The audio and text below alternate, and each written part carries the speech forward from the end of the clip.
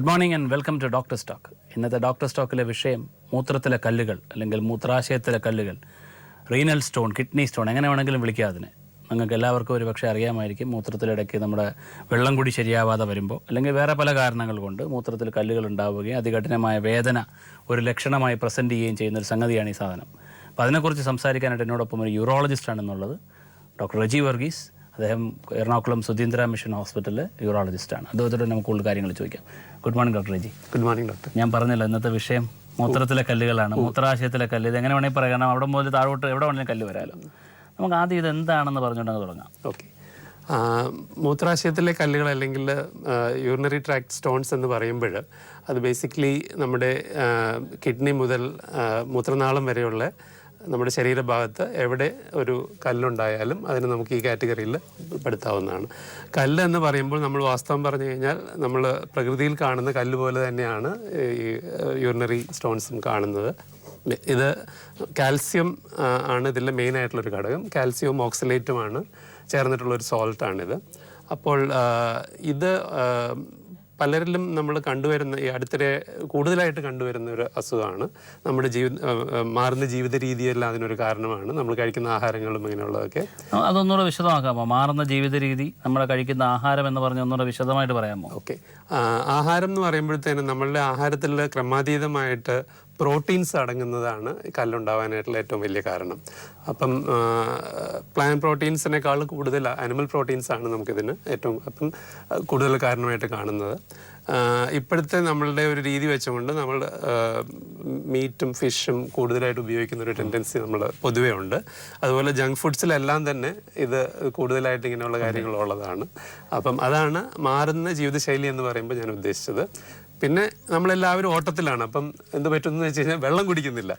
അപ്പം ഇതും ഒരു വലിയ ഒരു കാരണമാണ് ഇതുണ്ടാവാനായിട്ട്. അപ്പം നമ്മളെ ആഹാര രീതിയിൽ വന്നേക്കുന്ന ഇപ്പോഴത്തെ ആ ഒരു വെസ്റ്റേൺ സ്റ്റൈൽ ആയിട്ടുള്ള നമ്മുടെ ഫുഡ് ഹാബിറ്റ്സ്, വെള്ളം കുടിക്കാനായിട്ട് നമ്മൾ മടി കാണിക്കുന്നു.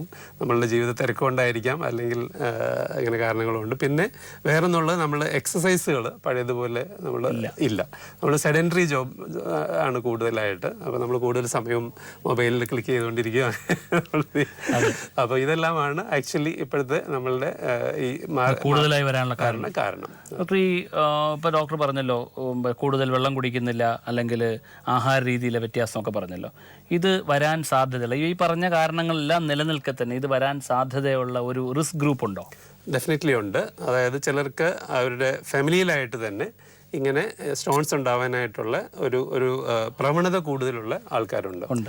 അപ്പം നമുക്ക് അവര് ചോദിച്ചാൽ അവർ പറയാം അവരുടെ ഫാദറിനുണ്ടായിരുന്നു അല്ലെങ്കിൽ ബ്രദേഴ്സിനുണ്ട്. അപ്പം ഫാമിലിയിലായിട്ട് ചില മെറ്റബോളിക് അബ്നോർമാലിറ്റീസ് ഉള്ളവരിൽ നമ്മൾ ഇതുപോലെ ഒരു ടെൻഡൻസി കൂടുതൽ കാണും. ജീവിതശൈലി മാറ്റം കൂടി ആകുമ്പോഴത്തേനും പണി കിട്ടിയിരിക്കുന്നതാണ് അവരുടെ. ഇതിൽ ഒരു ഇതുണ്ടോ, ആൺ പെൺ വ്യത്യാസമുണ്ടോ? ആണുങ്ങൾക്ക് കൂടുതൽ അല്ലെങ്കിൽ പെണ്ണുങ്ങൾക്ക് കൂടുതൽ? അങ്ങനെ ഉണ്ട്. ഇത് പെണ്ണുങ്ങൾക്ക് താരതമ്യേന വളരെ കുറവാണ്. ഇപ്പം നമ്മളൊരു 10 ആണുങ്ങൾക്ക് കാണുമ്പോൾ ഒരു പെണ്ണിനെ കാണാറുള്ളൂ. അത് അവരുടെ ഫീമെയിൽ ഹോർമോൺസ്, അതായത് ഈസ്ട്രജൻ, അത് കുറച്ച് പ്രൊട്ടക്റ്റീവ് എഫക്റ്റ് ഉണ്ടെന്നാണ് അതിനുള്ള കാരണം. ഞാനത് ചോദിക്കാൻ കാര്യം വെച്ചാൽ ഈ വെള്ളം കൂടി കുറവ് ഒരു കാരണമാണ് പറഞ്ഞല്ലോ. അതിൽ ആണുങ്ങളെക്കാളും വെള്ളം കൂടി കുറവ് ഒരു പക്ഷേ ലേഡീസ്. അതുകൊണ്ടാണ് ഞാൻ എടുത്തത്. അവർക്ക് ഇടയ്ക്ക് യൂറിൻ പാസ് ചെയ്യാനായിട്ടുള്ള പ്രായോഗികമായിട്ടുള്ള ബുദ്ധിമുട്ട് വെള്ളം കുടിക്കുന്ന പൊതുവെ അവർ കുറവാണ്. പക്ഷെ അവർക്ക് വേറെ വ്യത്യാസം എന്താണെന്ന് വെച്ചാൽ അവർ വെള്ളം കുടിക്കുന്ന കുറവാണെങ്കിൽ ഒരു ബ്ലാഡർ കപ്പാസിറ്റി കൂടുതലാണ്. ഹോൾഡ് ചെയ്ത് അവർക്ക് ആ ഒരു ഇതുണ്ട്. അപ്പം എങ്കിൽ പോലും നമ്മൾ ഈ ഒരു ജെൻഡർ ഡിഫറൻസ് നമ്മുടെ ഇതിൽ കാണുന്നുണ്ട്. അത് ഹോർമോണിൻ്റെതായ വ്യത്യാസം, ഹോർമോണിൻ്റെ ഒരു പ്രൊട്ടക്ഷൻ ഉള്ളതുകൊണ്ട്. ഇത് വരികയാണെങ്കിൽ വേദന ഒരു സിംറ്റം ആണെന്നുള്ള എല്ലാവർക്കും അറിയാം. അതികഠിനമായ വേദന ഉണ്ടാവുകയും ചെയ്യും. എന്നാലും ജനറലായിട്ട് വേറെ കുറേ സിംറ്റംസ് ഉണ്ടാവില്ല. അതെന്തൊക്കെയാണെന്ന് പറയാം. ഡോക്ടർ പറഞ്ഞ പോലെ ഏറ്റവും പ്രകടമായിട്ടുള്ള സിംറ്റം വരുന്നത് വേദന തന്നെയാണ്. അസഹനീയമായ വേദനയായിരിക്കും. ലോകത്തിൽ സഹിക്കാനായിട്ട് ഏറ്റവും ബുദ്ധിമുട്ടുള്ള വേദനയായിട്ട് കണക്കാക്കുന്നത് കല്ലിൻ്റെ വേദനയാണ്. അപ്പം അതാണ് അതിൻ്റെ മെയിൻ സിംറ്റം. ആരും ശ്രദ്ധിച്ചു പോകുന്നൊരു സിംറ്റം അതാണ്. പക്ഷെ അതല്ലാതെയുള്ള മറ്റ് ചില ലക്ഷണങ്ങൾ, ഒന്ന് മൂത്രം ഒഴിക്കുമ്പോൾ മൂത്രത്തിൽ ചോരമയം കാണുക. അതായത് വേറെ ഒരു ലക്ഷണമില്ലാതെ മൂത്രത്തിൽ ബ്ലഡ് അല്ലെങ്കിൽ ഒരു ലൈറ്റ് റെഡ് കളർ ഇങ്ങനെ കാണുക. ഇതാണ് ഇതിന് വളരെ കോമൺ ആയിട്ട് കാണുന്ന ഒരു ഇത്. വേറൊരു സിംറ്റം ആൾക്കാർ വരുന്നത് സാധാരണഗതിയില്ല, വേറെ ലക്ഷണം എന്ന് പറയുന്നത് യൂറിനറി ഇൻഫെക്ഷൻ എന്നുള്ളതാണ്. അപ്പം പലർക്കും യൂറിൻ പോകുമ്പോൾ വേദന അല്ലെങ്കിൽ പനി, യൂറിൻ ഒരു പക്ഷേ കലങ്ങിയ പോലെ പോവുക, ഇങ്ങനെ കാണുമ്പോൾ അവർ ഒരു ഡോക്ടറെ സമീപിക്കുന്നു. ചെക്ക് ചെയ്യുമ്പോഴത്തേനും യൂറിനറി ഇൻഫെക്ഷൻ ആണെന്ന് കണ്ടുപിടിക്കുന്നു. ഈ യൂറിനറി ഇൻഫെക്ഷൻ ഉണ്ടാവാനുള്ള കാരണം എന്താണെന്ന് നമ്മൾ തപ്പുമ്പോഴായിരിക്കും സ്റ്റോൺ കണ്ടുപിടിക്കുന്നത്. അപ്പം അതാണ് വേറൊരു ഇതിൻ്റെതായ ലക്ഷണം. സിംറ്റംസ് ഒന്നും ഇല്ലാതെയും സ്റ്റോൺ പ്രസന്റ് ചെയ്യാന്നാണ് പറഞ്ഞതിൻ്റെ അർത്ഥം? ഡെഫിനറ്റ്ലി സിംറ്റംസ് ഒന്നും ഇല്ലാതെയും പ്രസന്റ് ചെയ്യാം. പ്രത്യേകിച്ച് വൃക്കയ്ക്കുള്ളിലെ കല്ലാവുമ്പോൾ അത് ചിലപ്പോൾ വളരെ വലിയ സൈസ് ആവുന്നവരെ ഒരു ലക്ഷണം ഉണ്ടായിന്ന് വരില്ല, സൈലന്റ് ആയിട്ടിരിക്കുന്നത് കൊണ്ട്.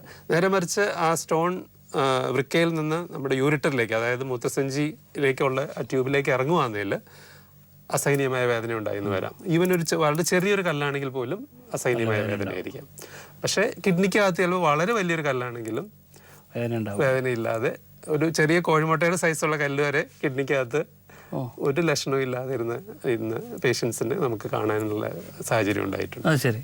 അപ്പോൾ ഈ കിഡ്നിക്കുള്ളിൽ ഇത്രയും വലിയ കല്ല് വേദനയൊന്നും ഇല്ലാതെ കിഡ്നിക്കുള്ളിൽ ഇരിക്കുമ്പോൾ ഈ പേഷ്യൻറ്റിന്, കിഡ്നിക്കുള്ളിലൂടെയാണല്ലോ ഈ മൂത്രം പുറത്തേക്ക് പോകുന്നതും മൂത്രം ഉണ്ടാകുന്നതൊക്കെ, അതിൻ്റെതായ എന്തെങ്കിലും ബുദ്ധിമുട്ടുകൾ ഉണ്ടാവണ്ടേ? ഇതിൽ ഒരു വലിയ ശതമാനം ആൾക്കാർക്കും ബുദ്ധിമുട്ടുകൾ ഉണ്ടാവാറുണ്ട്. പക്ഷെ ചെറിയ ശതമാനം ആൾക്കാർക്ക് യാതൊരു ബുദ്ധിമുട്ടും ഉണ്ടായെന്ന് വരില്ല. കാരണം കിഡ്നിക്കകത്ത് യൂറിൻ കളക്ട് ചെയ്യാനുള്ള സ്പേസ് കുറച്ചുണ്ട്. അപ്പം അവിടെ ഈ സ്റ്റോൺ അവിടെ ഇരിക്കുമ്പോൾ അതവിടെ വലിയ പ്രശ്നങ്ങളൊന്നും ഇല്ലാതെ അവിടെ ആ ഒരു ഏരിയയിൽ ഈ സ്റ്റോണിനെ അക്കോമഡേറ്റ് ചെയ്യാനായിട്ട് കിഡ്നിക്ക് പറ്റും. അപ്പം അങ്ങനെ ഇവർ തമ്മിലൊരു സഹവാസത്തിൽ അങ്ങ് പോകാതെ. ഓക്കെ ഡോക്ടർ, നമ്മൾ കല്ലിൻ്റെ ലക്ഷണങ്ങളാണല്ലോ പറഞ്ഞു നിർത്തിയത്. അപ്പോൾ ഇങ്ങനത്തെ ലക്ഷണങ്ങളുമായി, അല്ലെങ്കിൽ ഇതല്ലാതെ വേറെ എന്തെങ്കിലും ലക്ഷണങ്ങളൊക്കെ ആയിട്ട്, അല്ലെങ്കിൽ ഇതുപോലെ എന്തെങ്കിലും ലക്ഷണങ്ങളായിട്ട് വരുന്നവരും എന്തായാലും പരിശോധനകൾ നടത്തിയല്ലേ നമുക്ക് ഉറപ്പിക്കാൻ പറ്റുള്ളൂ കല്ലാണോ അല്ലേ എന്നുള്ളത്. അത് എന്തൊക്കെ പരിശോധനകളായിരിക്കും നിങ്ങൾ ചെയ്യുന്നത്? ഓക്കെ, ഇപ്പം നമ്മളൊരു രോഗി നമ്മുടെ അടുത്ത് വരുന്നു, കല്ലിൻ്റെതായ ലക്ഷണങ്ങൾ രോഗി കാണിക്കുന്നുണ്ടെങ്കിൽ നമ്മൾ ആദ്യമേ തന്നെ ചെയ്യുന്ന ഒരു ദേഹപരിശോധനയാണ്. കാരണം രോഗിയെ പരിശോധിക്കുമ്പോൾ നമുക്ക് കല്ലുണ്ടോ എന്നുള്ളതിനെ കുറിച്ച് ഏകദേശം ഒരു രൂപം കിട്ടുന്ന രീതിയിൽ കുറച്ച് ലക്ഷണങ്ങൾ നമുക്ക് ഒരുപക്ഷെ പിക്കപ്പ് ചെയ്യാൻ പറ്റിയെന്ന് വരും. പക്ഷേ ബഹുഭൂരിപക്ഷം രോഗികളിലും നമുക്ക് പരിശോധനയിൽ നിന്ന് മാത്രം കല്ലാണെന്ന് 100% ധൈര്യമായിട്ട് പറയാൻ പറ്റത്തില്ല. അതുകൊണ്ട് നമ്മൾ ആദ്യമേ തന്നെ ബേസിക് ആയിട്ടുള്ള ഒരു യൂറിൻ ടെസ്റ്റാണ് ചെയ്യുന്നത്. യൂറിൻ അനാലിസിസ് എന്ന് നമ്മൾ പറയുന്ന ടെസ്റ്റ്. അതിൽ നിന്ന് നമുക്ക് കണ്ണുകൊണ്ട്, നമുക്ക് നഗ്നമായ കണ്ണുകൊണ്ട് നോക്കുമ്പോൾ യൂറിൻ നോർമലായി തോന്നിയാൽ പോലും മൈക്രോസ്കോപ്പിലൂടെ നോക്കുമ്പോൾ അതിനകത്ത് ബ്ലഡ് സെൽസ് ഉള്ളതായിട്ട് നമുക്ക് കാണാൻ പറ്റും. അങ്ങനെ ഉണ്ടെങ്കിൽ അതൊരു ലക്ഷണമായിട്ട് കല്ലുണ്ടെന്നുള്ളത് നമുക്ക് അറിയാൻ പറ്റും. അപ്പം അതാണ് നമ്മൾ ആദ്യമേ ചെയ്യുന്നത്. പിന്നെ നമ്മൾ ചെയ്യുന്നത് ഒരു ക്രിയാറ്റിനിൻ എന്ന് പറഞ്ഞിട്ടുള്ളൊരു ചെറിയ ബ്ലഡ് ടെസ്റ്റ് ഉണ്ട്. അത് ഓവറോൾ കിഡ്നി ഫംഗ്ഷൻ എങ്ങനെയുണ്ടെന്ന് അറിയാനായിട്ടുള്ള ഒരു സ്ക്രീനിങ് ടെസ്റ്റ് പോലെയാണ്. നമ്മളതെല്ലാവർക്കും ചെയ്യാറുണ്ട്. പിന്നെ അതുകൂടാതെ നമുക്ക് എപ്പോഴും വേണ്ടി വരുന്ന ഒരു ടെസ്റ്റ് എന്ന് പറയുന്നത് ഒരു അൾട്രാസൗണ്ട് സ്കാനിങ് ആണ്. ഇത് ഏകദേശം ഒരു 500 രൂപയൊക്കെ ആവുന്ന ഒരു സിമ്പിളായിട്ടുള്ളൊരു ടെസ്റ്റാണ്. വേറെ ശരീരത്തിന് വേദനയോ കാര്യങ്ങളോ ഒന്നുമില്ല, നോൺ ഇൻവേസീവ് ആയിട്ടുള്ളതാണ്. അപ്പോൾ ഒരു എണ്ണ പോലെ ഒരു ജെല്ല് തടവിയിട്ട് ജസ്റ്റ് ഒരു പ്രോബ് വെച്ചിട്ട് നോക്കുന്നതാണ്. അപ്പോൾ അതിൽ നിന്ന് നമുക്ക് കല്ലുണ്ടോ ഇല്ല എന്നുള്ളത് ഒരു 90% ധൈര്യത്തിൽ നമുക്ക് പറയാൻ പറ്റും. ഇപ്പം ഇത്രയും ടെസ്റ്റുകൾ നമ്മൾ ചെയ്താൽ നമുക്ക് ഏകദേശം ഒരു ഐഡിയ കിട്ടും. ഇപ്പോൾ ഈ ഡോക്ടർ പറഞ്ഞാൽ അൾട്രാസൗണ്ട് സ്കാനിൽ 90% പറഞ്ഞുള്ളൂ. അപ്പോൾ ഒരു 10% അപ്പോഴും പുറത്ത് നിൽക്കുന്നു. അത് കിട്ടിയില്ലെങ്കിൽ അത് കാണാൻ എന്താ വഴി? ഈ 10% തന്നെ ഒരു മെയിൻ പാർട്ട് നമുക്ക് ഒരു എക്സ്റേ എടുത്തിട്ടുണ്ടെങ്കിൽ കിട്ടും. അപ്പം നമ്മളൊരു എക്സ്റേ KUB എന്നാണ് അതിന് പറയുന്നത്. കിഡ്നിയുടെയും ബ്ലാഡറിൻ്റെയും ഏരിയയിലേക്കുള്ളൊരു എക്സ്റേ. അത് ആഹാരം കഴിക്കാതെ ഫാസ്റ്റിംഗ് ആയിട്ട് വന്നിട്ട് എടുക്കുകയാണെങ്കിൽ അതായിരിക്കും ഏറ്റവും നല്ലത്, ഗ്യാസ് ഒന്നും ഇല്ലാതിരിക്കുന്ന സമയത്ത്. അപ്പോൾ നമുക്ക് മിസ്സാവാൻ ചാൻസ് ഉള്ള ഈ 10% കല്ലുകളിൽ ഒരു വലിയ ഭൂരിപക്ഷം അതിന് നമുക്ക് അതിൽ നിന്നും പിക്കപ്പ് ചെയ്യാൻ പറ്റും. എങ്കിലും 100% എല്ലാ കല്ലുകളും നമുക്ക് ഈ 2 ടെസ്റ്റിൽ നിന്നും കിട്ടിയെന്ന് വരില്ല. അത്യാവശ്യം നമുക്ക് കാര്യങ്ങൾ അറിയാൻ വേണ്ടിയിട്ട് ഈ പറയുന്ന യൂറിൻ ടെസ്റ്റും ബ്ലഡ് ടെസ്റ്റും ഈ ഒരു സ്കാനിങ്ങും എക്സ്റേയും ആയി കഴിഞ്ഞാൽ നമുക്കൊരു 99% ധൈര്യത്തിൽ കല്ലുണ്ടോ ഇല്ല എന്നുള്ളത് പറയാൻ പറ്റും. 100% പറയാൻ പറ്റത്തില്ല, അത്രേ ഉള്ളതേ ഉള്ളൂ. ഈ CT സ്കാൻ പോലത്തെ കുറച്ചുകൂടെ അഡ്വാൻസ്ഡ് ആയിട്ടുള്ള പരിശോധനകൾക്ക് ഇതിനകത്ത് എന്തെങ്കിലും റോളുണ്ടോ? റോളുണ്ട്. നമുക്കൊരു, അതായത് രോഗിയെ സംബന്ധിച്ചോളം കല്ല് ഉണ്ട് എന്നുള്ള രീതിയിലുള്ള ലക്ഷണങ്ങളെല്ലാം തന്നെ കാണിക്കുന്നുണ്ട്. പക്ഷെ നമുക്ക് ഈ ടെസ്റ്റുകളിലൊന്നും നമുക്കൊന്നും പോസിറ്റീവായിട്ട് കിട്ടുന്നില്ല. അങ്ങനെ വരുമ്പോൾ നമ്മൾ കല്ലുണ്ടോ എന്നറിയാനായിട്ട് CT സ്കാൻ ചെയ്യുന്നതിൽ ഡെഫിനറ്റായിട്ടും ഇനീഷ്യലായിട്ട് ആദ്യം വരുന്ന സമയത്ത് ഒരു റോള് ഉണ്ട്. മറ്റ് ടെസ്റ്റുകളെല്ലാം നെഗറ്റീവ് ആണെങ്കിൽ പിന്നീട് ആക്ച്വലി ഫർദർ ഇൻവെസ്റ്റിഗേഷൻ എന്നുള്ള രീതിയിൽ ഇപ്പോൾ കല്ല് ഉണ്ട് എന്ന് കണ്ടുപിടിച്ചതിന് ശേഷം കല്ല് മൂലം എന്തെങ്കിലും പ്രശ്നങ്ങൾ, കോംപ്ലിക്കേഷൻ കോംപ്ലിക്കേഷൻസ് ഉണ്ടായിട്ടുണ്ടോ എന്നുള്ള അറിയാനായിട്ട് നമ്മൾ ചിലരിൽ അല്ലാതെ തന്നെ CT സ്കാൻ ചെയ്യേണ്ടി വരാറുണ്ട്, ചിലപ്പോൾ ഫർദർ ഒരു ഹയർ ഇൻവെസ്റ്റിഗേഷൻ എന്നുള്ള രീതിയിൽ. ഡോക്ടർ, ഇപ്പോൾ ഈ CT സ്കാനോ അല്ലെങ്കിൽ അൾട്രാസൗണ്ട് ഇതുപോലുള്ള സാധനങ്ങളെല്ലാം എടുത്ത് സ്റ്റോൺ ഉണ്ട് എന്ന് ഉറപ്പിച്ചു കഴിഞ്ഞാൽ പിന്നെ അടുത്ത സ്റ്റെപ്പ് എന്തായിരിക്കും? ഓക്കെ, ഇനിയിപ്പോൾ നമ്മൾ സ്റ്റോൺ ഉണ്ട് എന്ന് മനസ്സിലായി കഴിയുമ്പോൾ രോഗിയുടെ ലക്ഷണങ്ങൾ ഈ സ്റ്റോൺ മൂലം തന്നെ ആണോ എന്നുള്ളത് നമ്മൾ ആദ്യമേ കൺഫേം ചെയ്യണം. പിന്നെ ചിലപ്പോൾ ഒരു പേഷ്യൻറ്റിന് കുടലിൽ പ്രശ്നം കൊണ്ടായിരിക്കാം വയറുവേദനയായിട്ട് നമ്മൾ എടുത്തു വന്നേക്കുന്നത്. നമ്മൾ അൾട്രാസൗണ്ട് ചെയ്തു, ഒരു കല്ലുണ്ടെന്നുള്ളത് കണ്ടുപിടിച്ചു, നമ്മൾ ഈ കല്ലിൻ്റെ പിന്നാലെ പോയി കഴിഞ്ഞാൽ കല്ല് ശരിയാക്കി എടുക്കാൻ പറ്റും, പക്ഷെ രോഗിക്ക് ലക്ഷണങ്ങളിൽ മാറ്റമൊന്നും ഉണ്ടാവില്ല. അപ്പോൾ നമ്മൾ ഏറ്റവും, അതായത് നമ്മൾ രോഗി വരുമ്പോൾ രോഗി പറയുന്ന ലക്ഷണങ്ങൾ ഈ കല്ല് മൂലം തന്നെ ആണെന്നുള്ളത് നമ്മൾ നമ്മളുടേതായ ഒരു പ്രാക്ടിക്കൽ എക്സ്പീരിയൻസ് വെച്ചിട്ട് നമ്മൾ തീരുമാനിക്കണം. അല്ലെങ്കിൽ എന്ത് പറ്റുമെന്ന് വെച്ച് കഴിഞ്ഞാൽ രോഗിയുടെ ലക്ഷണങ്ങൾ ഇതാവില്ല, രോഗി ഒരിക്കലും ഹാപ്പി ആവില്ല. അപ്പം നമ്മൾ ആദ്യമേ തന്നെ ചെയ്യേണ്ടത് ഇതാണ്, കൺഫേം ചെയ്യുക ഈ കല്ലാണ് ഈ രോഗിയുടെ വേദനയ്ക്കുള്ള കാരണം അല്ലെങ്കിൽ ലക്ഷണങ്ങൾക്കുള്ള കാരണം. അതിനുശേഷം നമ്മൾ ഇതിൻ്റെ ട്രീറ്റ്മെൻറ്റിലോട്ട് നമ്മൾ കിടക്കുന്നു. അപ്പം ട്രീറ്റ്മെൻ്റ് എന്ന് പറയുമ്പോൾ കല്ലിൻ്റെ പൊസിഷൻ, അതായത് നമ്മുടെ യൂറിനറി ട്രാക്റ്റിൽ എവിടെയാണ് ഈ കല്ലെന്നുള്ളതും ഈ കല്ലിൻ്റെ വലിപ്പം എത്രയുണ്ടെന്നുള്ളതും അതുപോലെ തന്നെ ഈ കല്ലുണ്ടാക്കിയേക്കുന്ന കോംപ്ലിക്കേഷൻസ് എന്താണെന്നുള്ളതും ഇത്രയും കാര്യങ്ങൾ നമ്മൾ നോക്കിയിട്ടാണ് ട്രീറ്റ്മെൻറ്റ് വേണോ വേണ്ടതെന്ന് പോലും തീരുമാനിക്കുന്നത്. ചിലപ്പോൾ ചില കല്ലുകൾക്ക് ട്രീറ്റ്മെൻറ്റ് ആവശ്യം വന്നെന്ന് വരില്ല, അത് ചിലർക്ക് അത്യാവശ്യമായിട്ട് അത് എമർജൻസി ആയിട്ട് ചെയ്യേണ്ടി ഇത് വരാം. അപ്പോൾ ഈ തീരുമാനങ്ങൾ നമ്മൾ ഇത് വെച്ചിട്ടാണ് നമ്മൾ എടുക്കുന്നത്. ഇപ്പോൾ ഈ ട്രീറ്റ്മെൻറ്റ് എന്ന് പറയുമ്പം ട്രീറ്റ്മെൻറ്റ് ആവശ്യമില്ലാത്ത കല്ലുകളുണ്ടെന്ന് പറഞ്ഞു, അതോടെ നിൽക്കട്ടെ. ട്രീറ്റ്മെൻറ്റ് ആവശ്യമുള്ള കല്ലുകൾക്കാണെങ്കിൽ എന്തൊക്കെ ഓപ്ഷൻസ് അവൈലബിൾ ആണ് ട്രീറ്റ്മെൻറ്റിൽ? ഓക്കെ, കല്ലിൻ്റെ ട്രീറ്റ്മെൻറ്റ് എന്ന് പറയുമ്പോഴത്തേനും വളരെ വൈഡ് ആയിട്ടുള്ളൊരു സബ്ജക്റ്റാണ്. അപ്പം നമുക്ക് അത് കല്ല് ഏത് ഭാഗത്താണ് എന്നുള്ളതും അതുപോലെ തന്നെ കല്ലിൻ്റെ ഏകദേശം ഒരു സൈസും വെച്ചിട്ട് ഞാനൊന്ന് ഒരു ഓർഡറിൽ ഞാനത് പറയാം. ഓക്കെ, അപ്പം സർവ്വസാധാരണമായിട്ട് ഒരു പേഷ്യൻറ്റിന് കാണുന്ന ഒരു ഇതാണ് കിഡ്നിക്കകത്ത് കല്ല് എന്നുള്ളത്. അപ്പം അതായത് വൃക്കകളുടെ ഉള്ളിലുള്ള കല്ല്. അപ്പം വൃക്കയുടെ ഉള്ളിൽ ഉള്ള കല്ല് ഇപ്പം സപ്പോസ് അതിൻ്റെ വലിപ്പം ഏകദേശം ഒരു 1 സെൻറ്റിമീറ്റർ ആണെന്ന് നമ്മൾ കരുതുക.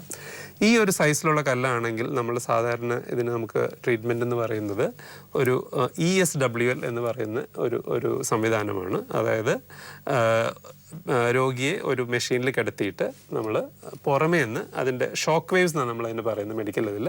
ആ ഷോക്ക് വേവ്സ് ജനറേറ്റ് ചെയ്യുന്നൊരു മെഷീനുണ്ട്. അപ്പോൾ ഈ മെഷീനിൽ നിന്ന് ഷോക്ക് വേവ്സ് ജനറേറ്റ് ചെയ്തിട്ട് ഈ കല്ലിൽ നമ്മളത് ഫോക്കസ് ചെയ്യുന്നു.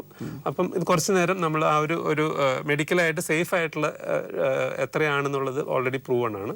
നമ്മളത് വെച്ചിട്ട് ഈ കല്ലിൻ്റെ ഡെൻസിറ്റിയും എല്ലാം നോക്കിയിട്ട് നമ്മൾ ഈ മെഷീനിൽ നിന്ന് ഈ ഷോക്ക് വേവ്സ് ജനറേറ്റ് ചെയ്ത് കുറച്ച് നേരം അത് കല്ലിൽ നമ്മൾ ഫോക്കസ് ചെയ്യുന്നു. അന്നേരം ഈ കല്ല് പൊടിഞ്ഞിട്ട് ചെറിയ കൊച്ചു തരികളായിട്ട് പോകുന്നു. എന്നിട്ട് യൂഷ്വലി ഒരു മാസത്തിനുള്ളിൽ ഈ തരികൾ തന്നെ പോയി തീരുവാണ് ചെയ്യുന്നത്.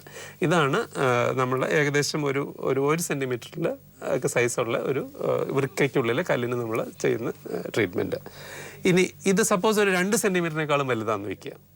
അങ്ങനെയാണെങ്കിൽ നമുക്ക് ഈ ട്രീറ്റ്മെൻറ്റ് അത്രയ്ക്ക് എഫക്റ്റീവ് ആവണമെന്നില്ല, അല്ലെങ്കിൽ പല പ്രാവശ്യം നമ്മൾ ചെയ്യേണ്ടി വരും. അപ്പം നമ്മൾ അതിന് ചെയ്യുന്നത് എന്താണെന്ന് വെച്ചാൽ കീ ഹോൾ സർജറിയാണ്. അതായത് നമ്മുടെ ഈ കിഡ്നി ഇരിക്കുന്ന ഏകദേശം ഈ ഭാഗത്തായിട്ടാണ്. അവിടെ പുറകിലായിട്ട് നമ്മളൊരു ചെറിയ ദ്വാരം ഇട്ടിട്ട് അതിലേക്കൂടി ഒരു ഇൻസ്ട്രുമെൻ്റ് ഇട്ടിട്ട് നെഫ്രോസ്കോപ്പ് എന്നാണ് അതിൻ്റെ മെഡിക്കൽ അതിൽ പറയുന്നത്. വെച്ചിട്ട് നമ്മൾ പലതരം എനർജി സോഴ്സസ് ഉപയോഗിച്ചിട്ട് ഈ കല്ലിന് ചെറിയ പീസുകളായിട്ട് പൊട്ടിച്ചിട്ട് അത് നമ്മൾ ഓരോ പീസായിട്ട് നമ്മൾ റിമൂവ് ചെയ്ത് ഇത് ചെയ്യുകയാണ് ചെയ്യുന്നത്. അപ്പം കല്ല് വലുതാണെങ്കിൽ നമ്മൾ ഈ PCNL എന്നാണ് ഈ കീ ഹോൾ സർജറിക്ക് പറയുന്നത്, ഇത് നമ്മൾ ചെയ്യുന്നു. ചെറുതാണെങ്കിൽ നമ്മൾ ESWL എന്നുള്ള രീതിയിലാണ് പോകുന്നത്. ഇനി വൃക്ക കഴിഞ്ഞിട്ട് അതിന് തൊട്ട് താഴെയുള്ള ഒരു ഇതാണ് യൂറിറ്റർ എന്ന് പറയുന്നത്. വൃക്കയിൽ നിന്നും മൂത്രസഞ്ചിയിലേക്ക് മൂത്രം കൊണ്ടുവരുന്ന ട്യൂബാണ് യൂറിറ്റർ.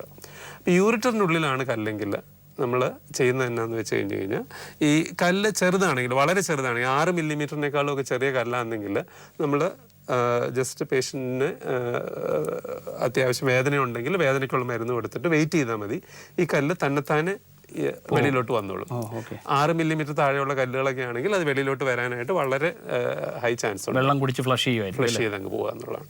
അതല്ല, ഇതിപ്പോൾ ഒരു 1 സെൻറ്റിമീറ്ററിനേക്കാളും ഒക്കെ കൂടുതലാണ്, ഇത് അവിടെ സ്റ്റക്കായിട്ടിരിക്കുകയാണെങ്കിൽ നമ്മൾ യൂറിട്രോസ്കോപ്പി എന്ന് പറയുന്നൊരു പ്രക്രിയയാണ് അതിന് ചെയ്യുന്നത്. അതായത് രോഗിയെ ബോധം കെടുത്തിയതിന് ശേഷം മൂത്രനാളത്തിൽ കൂടി, ഇതൊരു ടെലിസ്കോപ്പാണ്, ചെറിയൊരു നമ്മുടെ ചെറിയൊരു പേനയുടെ സൈസിലൊക്കെ ഉള്ള ഇതാണ്. മൂത്രനാളത്തിൽ കൂടി ഈസി ആയിട്ട് നമുക്ക് ഡാമേജ് ഒന്നും ഇല്ലാത്ത രീതിയിലകത്ത് ഇത് ചെയ്യാൻ പറ്റും. ഇത് കല്ലിൻ്റെ അവിടെ വരെ എത്തിയിട്ട് നമ്മൾ ആ കല്ലിനെ ഒരു എനർജി സോഴ്സ് വെച്ചിട്ട് ഇത് പൊട്ടിച്ചിട്ട് പീസുകൾ അന്നേരം തന്നെ റിമൂവ് ചെയ്യുകയാണ് ചെയ്യുന്നത്.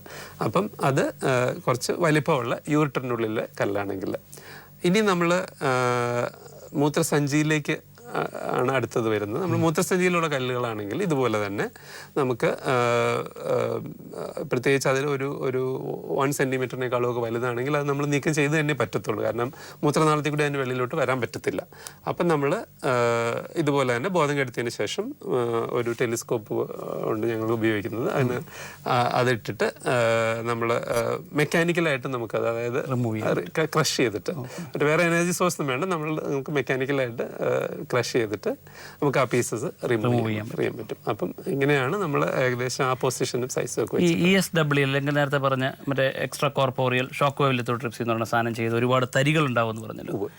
ഈ തരികൾ മുഴുവൻ പോയി തീരും, അതോ ഒരു തരിയെങ്കിലും അവിടെ കിടന്നാൽ വീണ്ടും അതൊരു സ്റ്റോണായി ഡെവലപ്പ് ചെയ്യാനുള്ള സാധ്യതയുണ്ടോ? ഇതൊരു നല്ലൊരു സംശയമാണത്. കാരണം ഇതിനകത്തുള്ള കാര്യം എന്നാന്ന് വെച്ച് കഴിഞ്ഞാൽ നമ്മളെപ്പോഴും സ്റ്റോൺ ക്ലിയറൻസ് ആണ് ഇതിനകത്ത് ഏറ്റവും പ്രധാനം. കംപ്ലീറ്റ് ആയിട്ട് സ്റ്റോൺ പോവുകയാണെങ്കിൽ അത് തിരികെ വരാനുള്ള ചാൻസ് വളരെ കുറവാണ്. അപ്പം ഡോക്ടർ പറഞ്ഞ പോലെ തരികൾ ബാക്കി അവിടെ നിന്ന് കഴിഞ്ഞാൽ ഒരു പക്ഷേ അതിന് ചുറ്റും വീണ്ടും ക്രിസ്റ്റലൈസ് ചെയ്തിട്ട് സ്റ്റോൺസ് ഉണ്ടാകാം. അപ്പം നമ്മളെപ്പോഴും ഒരു ഫുള്ളായിട്ട് ഇത് പോവുക എന്നുള്ള രീതിയിൽ ആണ്. അപ്പോൾ അതിന് വേണ്ടിയിട്ടാണ് നമ്മൾ ആദ്യമേ തന്നെ ഇത് പൊടിക്കുമ്പോൾ തന്നെ ഏറ്റവും ചെറിയ പീസാക്കാനായിട്ടാണ് നമ്മൾ നോക്കുന്നത്, വിത്തിൻ ആ അലൗഡ് ആയിട്ടുള്ള സേഫ് ആയിട്ടുള്ള ആ ഒരു ലിമിറ്റ് വെച്ചിട്ട്. അപ്പം എന്തെങ്കിലും കാരണവശാൽ നമുക്കത് കംപ്ലീറ്റ് ക്ലിയർ ആയിട്ടില്ലെങ്കിൽ നമുക്ക് വീണ്ടും ഒരു സിറ്റിംഗ് ആവും, സേഫ് ആയിട്ട് നമുക്ക് ചെയ്യാവുന്നതേ ഉള്ളൂ, ആകാവുന്നേ ഉള്ളൂ. അപ്പം നമ്മൾ കംപ്ലീറ്റ് ക്ലിയറൻസ് ആണ് എപ്പോഴും ഐഡിയൽ ആയിട്ടുള്ളത്. അങ്ങനെ ചെയ്താലാണ് അത് വീണ്ടും വരാതിരിക്കാനായിട്ടുള്ള ചാൻസ്. ഈവൻ കംപ്ലീറ്റ് ക്ലിയർ ആയ പോലും ശരീരത്തിന്റെ ചില പ്രവണതകൾ കൊണ്ട് ചിലപ്പോൾ വീണ്ടും ഉണ്ടായിന്ന് വരാം. എങ്കിൽ പോലും കംപ്ലീറ്റ് ക്ലിയർ ആക്കുക എന്നുള്ളതാണ് നമ്മൾ ഒരു പ്രൊഫഷണലായിട്ട് നമുക്ക് ചെയ്യാവുന്ന അതിനകത്തുള്ള. ഓക്കെ ഡോക്ടർ, എൻ്റെ ഒരു കാര്യമുള്ളത്, പലപ്പോഴും ഈ സ്റ്റോൺ ഉള്ള ആൾക്കാരുടെ അൾട്രാസൗണ്ട് എടുക്കുമ്പോൾ ചില ആൾക്കാരിൽ ഹൈഡ്രോനെഫ്രോസിസ് ഉണ്ട്, ഗ്രേഡ് 1, ഗ്രേഡ് 2, ഗ്രേഡ് 3 എന്നൊക്കെ കാണാറുണ്ട്. പല പേഷ്യൻസും അതെന്താണ് എന്ന് പലപ്പോഴും അത് അതിശയത്തോടെ ചോദിക്കാറുണ്ട്. എന്താണെന്ന് വ്യക്തമാക്കാം. ഓക്കെ, ഹൈഡ്രോനെഫ്രോസിസ് എന്ന് പറഞ്ഞു കഴിഞ്ഞാൽ കിഡ്നിയുടെ ആ ഒരു ഷേപ്പിൽ ഒരു വ്യത്യാസം വന്നിട്ടുണ്ട്. അത് നോർമലിനേക്കാളും കുറച്ച് വീർത്തിരിക്കുന്നു എന്നുള്ളതിനുള്ള ലാറ്റിൻ പദപ്രയോഗമാണ്, അതല്ലാതെ വേറെ ഒന്നുമില്ല അതിനകത്ത്. അപ്പം ഇതിൻ്റെ ഹൈഡ്രോനെഫ്രോസിസ് എന്ന് പറയുമ്പോൾ നമ്മൾ അതിൽ നിന്ന് മനസ്സിലാക്കേണ്ട വേറെ ഒന്നുമല്ല, ഈ സ്റ്റോൺ ഒരു ചെറിയ ഒരു തടസ്സം പോലെ ഉണ്ടാക്കിയിട്ടുണ്ട് യൂറിൻ ഫ്ലോയ്ക്ക്. നമ്മളൊരു ഹോസ് പൈപ്പിൽ വെള്ളം വരും, നമ്മൾ അതിൽ ഞെക്കി പിടിച്ചിട്ടുണ്ടെങ്കിൽ മോൾ ഭാഗം വീർക്കുമല്ലോ, അത് ആ ഹോസ് പൈപ്പിന്റെ ഹൈഡ്രോനെഫ്രോസിസ് ആണ്. അത്രയുള്ള പരിപാടിയേ ഉള്ളൂ. അപ്പം ഈ സ്റ്റോൺ ഈ യൂറിൻ ഫ്ലോയെ, സ്മൂത്ത് ആയിട്ടുള്ള ഫ്ലോയെ ഒബ്സ്ട്രക്ട് ചെയ്തിരിക്കുന്നുള്ളതാണ് അതിന്റെ ടെക്നിക്കൽ ടേമാണ്. അപ്പം ഹൈഡ്രോനെഫ്രോസിസ് ഉണ്ടെങ്കിൽ അതിന്റെ അർത്ഥം നമ്മൾ ഈ സ്റ്റോണിനെ നമ്മൾ ഉടനെ കൈകാര്യം ചെയ്യണം. അല്ലെങ്കിൽ അപ്പം നമുക്ക് ഇത് ഈ ബ്ലോക്ക് തുടങ്ങിയിട്ട് വിത്തിൻ ഒരു മാസത്തിനുള്ളിൽ നമ്മൾ അത് ക്ലിയർ ചെയ്തില്ലെങ്കിൽ കിഡ്നിയെ ചെറുതായിട്ട് ബാധിക്കാം. അപ്പം ഹൈഡ്രോനെഫ്രോസിസ് ഉണ്ടെങ്കിൽ നമ്മൾ എപ്പോഴും അതിനെ ഒരു അർജന്റായിട്ട് സമീപിക്കണം. അപ്പം നമ്മൾ അത് ഇപ്പം മരുന്ന് കൊടുത്തിട്ട് വെയിറ്റ് ചെയ്യാന്നൊക്കെ വയ്ക്കുകയാണെങ്കിൽ നമ്മൾ മാക്സിമം ഒരു മാസത്തിൽ വീണ്ടും നമ്മൾ റിവ്യൂ ചെയ്ത് അത് പോന്നിട്ടില്ലെങ്കിൽ അതിന് നമ്മൾ എടുത്ത് കളയാനുള്ള സംവിധാനം നമ്മൾ ഉണ്ടാക്കണം. അപ്പം ഹൈഡ്രോനെഫ്രോസിസ് ഡോക്ടർ സൂചിപ്പിച്ചത് വളരെ നന്നായി. അത് വളരെ ഇമ്പോർട്ടൻ്റ് ആയിട്ടുള്ള ഒരു കാര്യം. സ്റ്റോൺസ് ഇപ്പം അഥവാ ഇപ്പോൾ സ്റ്റോൺ ഉണ്ട്, വലിയ ലക്ഷണങ്ങളൊന്നും ഇല്ലാത്ത സ്റ്റോൺ ഉണ്ടെന്ന് ഡോക്ടർ പറഞ്ഞല്ലോ. അപ്പോൾ ഈ ലക്ഷണങ്ങളൊന്നും ഇല്ലാത്ത സ്റ്റോൺ അറിയാതെ ഇത് കൊണ്ട് നടക്കുകയാണെങ്കിൽ ഇതിൻ്റെ ഒരു എൻഡ് ഓഫ് ദ ഡേ എന്ത് സംഭവിക്കും? ഓക്കെ, ഇപ്പം കിഡ്നിയിൽ തന്നെ ചില ഭാഗങ്ങളിൽ, അതായത് ഈ യൂറിൻ കളക്ട് ചെയ്യുന്ന 3-4 ഏരിയാസ് ഉണ്ട്. അപ്പം ഇതെല്ലാം കണക്റ്റഡ് ആണ്. അതിൽ ഒരു ലോവർ പാർട്ടിലൊക്കെ ഒരു കല്ല് ഇരുന്ന് കഴിഞ്ഞാൽ ചിലപ്പോൾ ഒരു ജീവിതകാലം മുഴുവൻ അതൊരു പ്രശ്നം ഉണ്ടാക്കിയെന്ന് വരില്ല. കാരണം ആ ഒരു ഏരിയയിൽ അത് യൂറിൻ ഫ്ലോയെ കാര്യമായിട്ട് ഒബ്സ്ട്രക്റ്റ് ചെയ്യില്ല, ചിലപ്പം വേറെ വേദനകളോ ബുദ്ധിമുട്ടോ ഒന്നും ഉണ്ടായിന്ന് വരില്ല. അപ്പം അങ്ങനെയുള്ള കല്ലുകൾ നമുക്ക് സേഫായിട്ട് ഒബ്സർവ് ചെയ്യാവുന്നതാണ്. എന്ന് വെച്ചാൽ ടോട്ടലായിട്ട് ഇഗ്നോർ ചെയ്യരുത്, വെയിറ്റ് ആൻഡ് വാച്ച് എന്നുള്ള രീതിയിൽ ഇത് ചെയ്യാം. ഇപ്പം അതല്ല, ഈ കല്ല് ഒരു പ്രശ്നമുണ്ടാക്കാൻ സാധ്യതയുള്ള ഭാഗങ്ങളാണെങ്കിൽ ഇപ്പോൾ ഉണ്ടാകാവുന്ന എന്നാന്ന് വെച്ച് കഴിഞ്ഞാൽ അവിടെ ആ കല്ല് അവിടെ ഇരുന്നിട്ട് കിഡ്നിയുടെ പ്രവർത്തനത്തിന് അത് ബാധിക്കും. ഇപ്പോൾ ഉദാഹരണമായിട്ട് കിഡ്നിയിൽ നിന്നും യൂറിൻ വരുന്ന ആ യൂറിറ്ററുമായിട്ട് ജോയിൻ ചെയ്യുന്ന ഭാഗത്ത് ആണ് കല്ലിരിക്കുന്നതെങ്കിൽ അത് ഡെഫിനറ്റായിട്ടും അത് ബ്ലോക്കേജ് ഉണ്ടാക്കും. അപ്പം ലോങ് ടേം ആയിട്ട് അത് കിഡ്നിയുടെ ഫംഗ്ഷനെ ബാധിക്കാം. അപ്പം നമുക്ക് ദൈവം 2 കിഡ്നി തന്നിട്ടുള്ളതുകൊണ്ട് നമുക്ക് ആയുസിന് അപകടമൊന്നും ഉണ്ടാവത്തില്ല. പക്ഷേ നമുക്കൊരു സ്പെയർ ആയിട്ടുള്ളൊരു കിഡ്നി നമുക്ക് നഷ്ടപ്പെട്ടെന്ന് വന്നേക്കാം. അപ്പം അതുകൊണ്ട് അങ്ങനെ ഈ എന്തെങ്കിലും ഒരു ബ്ലോക്ക് ഉണ്ടെങ്കിൽ നമ്മളത് നോക്കുന്നത് തന്നെയാണ് നല്ലത്. ഈ കിഡ്നിയിൽ സ്റ്റോൺ ഉണ്ടാകാനുള്ള കാരണങ്ങളൊക്കെ പറഞ്ഞല്ലോ. അപ്പോൾ ഇത് കിഡ്നിയിൽ സ്റ്റോൺ ഉണ്ടാവാതിരിക്കാൻ നമ്മൾ ശ്രദ്ധിക്കേണ്ട കാര്യങ്ങൾ എന്തെന്നൊക്കെയാണെന്നുള്ളതൊന്ന് പറഞ്ഞിട്ട് നമുക്ക് നിർത്താം. ഓക്കെ. അപ്പം നമുക്ക് അതായത് ഏറ്റവും സിമ്പിളായിട്ട് ഒറ്റ വാചകത്തിൽ പറഞ്ഞ് നന്നായിട്ട് വെള്ളം കുടിക്കുക എന്നുള്ളതാണ്. അപ്പം ഒരു റെക്കമെൻഡഡ് ആയിട്ടുള്ള വെള്ളത്തിൻ്റെ എന്ന് പറയുന്നത് ഏകദേശം ഒരു 3 ലിറ്റർ വെള്ളം ഒരു ദിവസം കുടിക്കുക എന്നുള്ളതാണ്. നമ്മളധികം വേർക്കുന്ന രീതിയിലുള്ള ജോലിയല്ല ചെയ്യുന്നതെങ്കിൽ, നമ്മൾ പുറമെ വേർക്കുന്ന ജോലിയാണ് ചെയ്യുന്നതെങ്കിൽ 3 ലിറ്ററിന് മേളിൽ നമ്മൾ അഡീഷണൽ ആയിട്ട് വെള്ളം കുടിക്കണം. അപ്പം പിന്നെ സിമ്പിളായിട്ട് നമ്മൾ പറയുകയാണെങ്കിൽ യൂറിൻ്റെ കളർ ഒന്ന് ശ്രദ്ധിക്കുക. അത് എപ്പോഴും പച്ചവെള്ളത്തിൻ്റെ കളർ പോലെ ആണെങ്കിൽ, അത് കളർലെസ് ആണെങ്കിൽ നമ്മൾ വെള്ളം ആവശ്യത്തിന് കുടിച്ചിട്ടുണ്ട്. എപ്പോഴെങ്കിലും അതിന് മഞ്ഞ നിറം അല്ലെങ്കിൽ കടുത്ത നിറം കാണുന്നുണ്ടെങ്കിൽ അതാണ് ഒരു ഗൈഡ് നമുക്ക്. അതായത് നമ്മൾ ആവശ്യത്തിന് വെള്ളം കുടിക്കുന്നില്ല എന്നുള്ളതിനുള്ള ഏറ്റവും എളുപ്പമുള്ള മാർഗ്ഗം. ഇതാണ് ഏറ്റവും പരമപ്രധാനമായിട്ടുള്ള കാര്യം, വെള്ളം. പിന്നെ നമ്മൾ ഈ പ്രോട്ടീൻസ്, അതായത് കല്ലുണ്ടാവാനുള്ള ടെൻഡൻസിയോ അല്ലെങ്കിൽ ഒരിക്കൽ കല്ലുണ്ടായിട്ടുള്ള ആളോ ആണെങ്കിൽ പ്രോട്ടീൻസ് നമ്മൾ അമിതമായിട്ട് ഉപയോഗിക്കുന്നത് അങ്ങ് കുറയ്ക്കുക. അതായത് മീറ്റ്, ഫിഷ് അങ്ങനെയുള്ള കാര്യങ്ങൾ കുറച്ച് കുറയ്ക്കുന്നത് നല്ലതാണ്. അപ്പം പിന്നെ നമ്മൾ കല്ല് ഏതാണെന്നുള്ളതൊക്കെ വെച്ചുകൊണ്ട് ഒരുപാട് സ്പെസിഫിക് ആയിട്ടുള്ള അഡ്വൈസുകളുണ്ട്. ഉണ്ട്. പക്ഷേ ഒരു സാധാരണക്കാരനെ സംബന്ധിച്ചോളം ഏറ്റവും പ്രധാനമായിട്ട് ഈ 2 കാര്യങ്ങൾ ശ്രദ്ധിച്ചാൽ മതി. ബാക്കി കാര്യങ്ങൾ ഓക്കെയാണ്. അതാണ് ഇതിനകത്തുള്ളത്. ഓക്കെ ഡോക്ടർ, ഇന്നത്തെ ഡോക്ടർ സ്റ്റോക്കിൻ്റെ സമയം അവസാനിക്കുകയാണ്. ഇന്നത്തെ ഡോക്ടർ സ്റ്റോക്കിൽ ഡോക്ടർ റെജി വർഗീസ്, അദ്ദേഹം സുധീന്ദ്ര മെഡിക്കൽ മിഷൻ ഹോസ്പിറ്റലിലെ യൂറോളജിസ്റ്റാണ്. വളരെ സാധാരണമായി കാണുന്ന, ഡോക്ടർ നേരത്തെ തുടക്കത്തിൽ പറഞ്ഞതുപോലെ ഏറ്റവും സഹിക്കാൻ പറ്റാത്ത വേദന ഒരു സിംറ്റമായിട്ട് വരുന്ന കിഡ്നിയിലെ അല്ലെങ്കിൽ മൂത്രാശയത്തിലെ കല്ലുകളെ കുറിച്ചാണ് സംസാരിച്ചത്. അതുണ്ടാകാനുള്ള കാരണങ്ങൾ, അതുണ്ടായാലുണ്ടാകുന്ന ലക്ഷണങ്ങൾ, അതിൻ്റെ ട്രീറ്റ്മെൻറ്റ് ഓപ്ഷൻസ്, ഇതെല്ലാം ഡോക്ടർ വളരെ വിശദമായിട്ട് പറയുകയുണ്ടായി. അതുപോലെ അത് പ്രിവെൻറ്റ് ചെയ്യാനുള്ള ചില ടെക്നിക്സ് അല്ലെങ്കിൽ നമ്മൾ ശ്രദ്ധിക്കേണ്ട ചില കാര്യങ്ങൾ വളരെ സിമ്പിളായിട്ട് പറഞ്ഞാൽ നല്ലോണം വെള്ളം കുടിക്കണമെന്നാണ് അദ്ദേഹം പറഞ്ഞത്. ഇത്രയും നേരം പറഞ്ഞതിൽ നിന്ന് മനസ്സിലാവുന്നത് അത് എല്ലാവരും ശ്രദ്ധിച്ചിട്ടുണ്ടാവുമെന്ന് വിശ്വസിക്കുന്നു. ഏതായാലും ഈ വിഷയത്തെ സംബന്ധിച്ച് എന്തെങ്കിലും സംശയങ്ങളുണ്ടെങ്കിൽ ഞങ്ങളുടെ ഇമെയിലിലേക്ക് എഴുതുക. doctorstock@kairatv.in ആണ് ഞങ്ങളുടെ ഇമെയിൽ ID. പ്രോഗ്രാമിനെ കുറിച്ചുള്ള നിങ്ങളുടെ അഭിപ്രായങ്ങളും നിർദ്ദേശങ്ങളും കൂടി ഞങ്ങൾ എഴുതി അറിയിക്കുക. അടുത്തയാഴ്ച വീണ്ടും കാണാൻ മറ്റൊരു വിഷയമായിട്ട്. ബൈ.